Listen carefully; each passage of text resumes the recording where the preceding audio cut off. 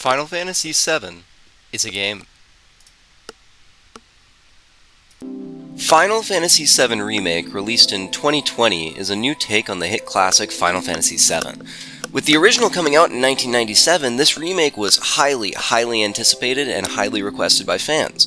However, the developers had to figure out how to preserve the original spirit of Final Fantasy VII while adapting the remake's playstyle to reflect over 20 years of gaming innovations. The developers needed to figure out how to create a version of Final Fantasy VII that incorporated modern gameplay innovations without compromising the feel of the original game's real-time turn-based combat. To do so, Creative Business Unit 1 made stylistic changes in combat, character, and battlefield mechanics to create a modern retelling of Final Fantasy VII. Many of these changes are best reflected in the game's first boss fight, the Scorpion Sentinel. The Scorpion Sentinel has a pretty unique design. Its appearance is a product of the techno-animism found in Japanese toys and games from the 90s. Within the book Millennial Monsters, Anne Allison speaks on the boundary-crossing nature of the creatures of that era. The nature of play back then involved combining disjuncture elements, such as future with the past and organic with mechanic, to create unique hybrid characters.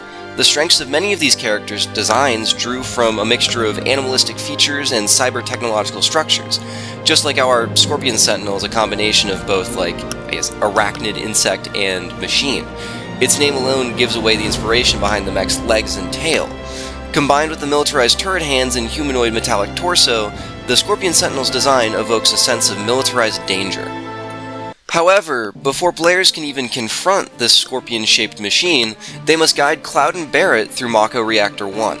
As the Avalanche team infiltrates the high-security compound, the player is familiarized with the remake's various combat systems. Straying from the original, attacking no longer costs ATB meter to initiate and is instead the primary method of charging up ATB for command actions like skills and spells.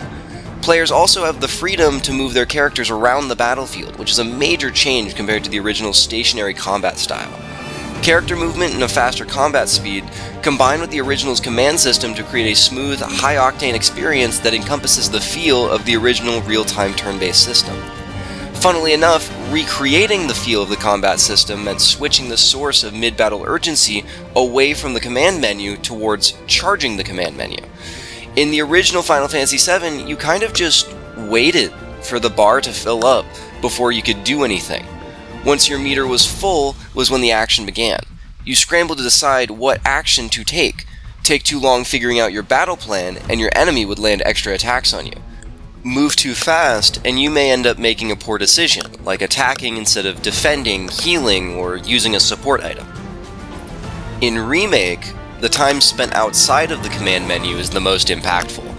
Battlefield positioning, attack frequency, character swapping, dodging, defending, all of these interactions now happen in real time. Your ATB fills up faster depending on how much you are attacking and which character you are controlling. In contrast to the original, opening Remake's command menu puts the battle into bullet time, allowing for players to make important decisions without compromising the high-speed combat outside of the menu. The real-time urgency is shifted from making quick decisions in the menu to making quick decisions on the battlefield. I would say this shift puts Final Fantasy VII Remake closer in genre to an action RPG rather than a real-time turn-based game, but it actually best resembles a single-player MMORPG setup like the Xenoblade Chronicles series. Though the attacks in Remake are not auto-attacks unless you chose Classic mode in the difficulty menu, they serve the purpose of charging up your special abilities that have the most impact over the battle. Alongside the new combat system, the playable characters in Remake deviate from the original game's no-class system through the introduction of weapon abilities. In Remake, each character can learn and implement character-unique abilities that specialize the characters far more than before. Because originally, Final Fantasy VII replaced the class system of previous titles of things like Warrior, White Mage, Black Mage, Dragoons, etc. with the Materia system. As Patrick Holloman points out in Reverse Design Final Fantasy VII, the diminution of character classes is the most obvious trend between these entries in the series. With the exception of Aerith, no character has a clear class or specialty, save for certain unique limit breaks differentiating characters. By mixing and matching different kinds of materia on different characters, players could create unique classes for each character in their party. Now, characters hold unique abilities that define many of their gameplay mechanics in Remake. For example, Barrett's Steel Skin and Lifesaver abilities let him act as a tank for the party, soaking up damage other party members would take, and Cloud's Triple Slash and Blade Beam allow him to target multiple enemies at once without needing to expend MP. Alongside these changes in combat, I would say the most glaring shift between Final Fantasy VII and the remake is the transition from a top-down/fixed camera angle in the original to the third-person perspective found in the remake. In the original Final Fantasy VII, battles were viewed from an overhead perspective. Occasionally, when using spells or abilities, the camera would pan or zoom in on specific characters to focus on their actions. This effect, Andrew Byrne and Gershot note, bring the player closer to the avatar at exactly the moment when the demand structures are at their most urgent. Final Fantasy VII Remake still utilizes this cinematic technique, but reserves it for rare events like cutscenes, limit breaks, and summons. However, in the same way that the shift in camera angle creates a feeling of engagement mid-battle, the usage of third-person perspective enables a stronger bond between a player's inputs and their character's corresponding actions in-game by facilitating a closer, down-to-earth perspective, necessary for the speed of combat occurring in this game. This increased level of closeness to the characters alongside the spatial maneuvering during combat also translates to an increased level of control and autonomy the player has over the world of Final Fantasy VII Remake. I won't be going too far into the topic for the sake of spoilers, but it provides the player-character combo a degree of agency not present in the original. The player's first test in utilizing this new three-dimensional perspective with brand new gameplay elements is the Scorpion Sentinel. As Theodore Agriogiannis mentions in The Roles, Mechanics, and Evolution of Boss Battles in Video Games, it is the increased tension of the boss encounter that forces players to master gameplay in a way unlike standard enemy encounters. A combination of cinematic experience and technical challenge lets players know that the boss is a force to be reckoned with. In the remake's case, the Scorpion Sentinel requires players to understand enemy weaknesses, destructible limbs, staggering, attack range, timing, and positioning.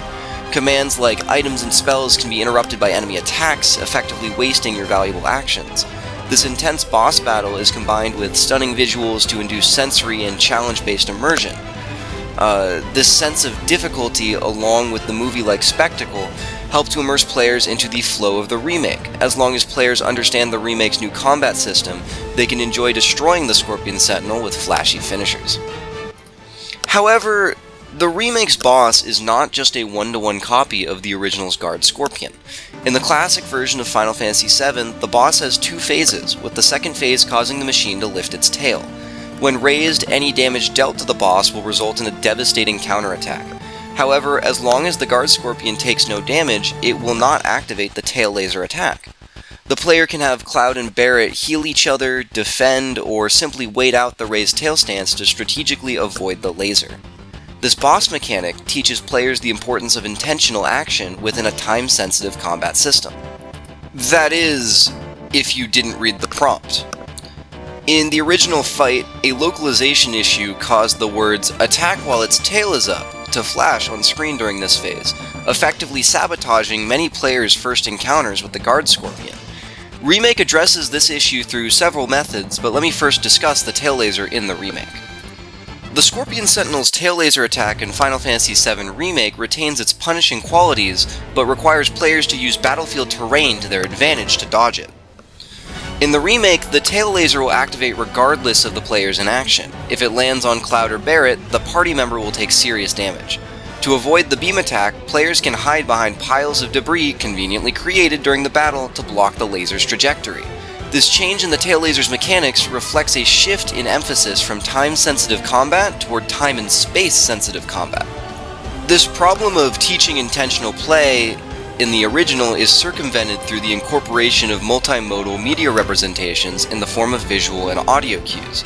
This combination of presentational and orientational cues, as Lemke calls them, guide players to understand the nature of the tail laser better than the original enabled. Your attention was barely on the text at the top of the screen since you were always using the command screen at the bottom. However, the inclusion of voice dialogue and visual cues in the form of piles of rubble creates a show-and-tell situation, similar to what Schott discusses in relation to learning game mechanics in the moment. Demonstrative approaches are less effective than instruction within activity, which is exactly what the remake accomplishes through cutscenes like this.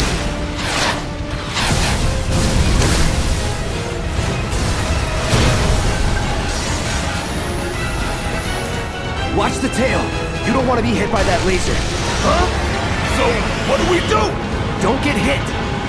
Take cover behind that debris.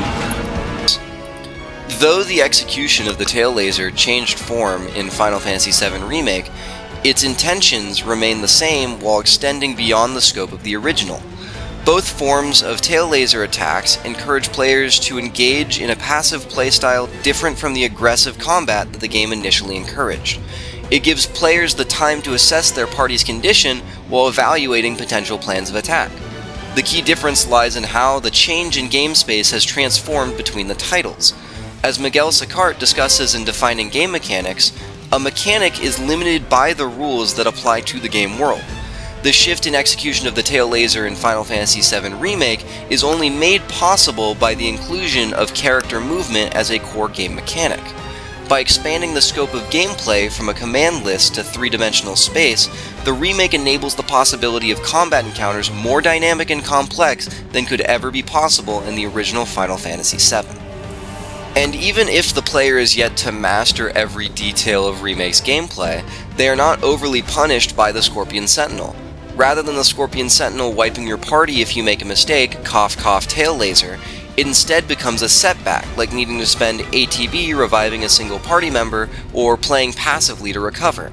No immediate game over screen this time. Instead, the Scorpion Sentinel rewards players' mechanical mastery with a higher level of engagement and greater cinematic experience. When the Scorpion Sentinel jumps to the wall out of reach of Cloud's attacks, you could just wait out the time for the boss to return. Or you could swap to Barret and continue your assault, maximizing your ATB gain through constant attacking. It provides a small amount of an advantage ATB-wise, but not that much. It's not that necessary in order to win the fight, but it sure is fun. Getting a feel for different character abilities like Barret's range and Cloud's Punisher mode enables a more interactive gameplay experience. Not understanding every mechanic by the time you get to the Scorpion Sentinel is fine, that's what hard mode's for. By then, the game expects you to know what you're doing and punishes you accordingly. Rather, mastery on the first go is rewarded with a cinematic gameplay experience.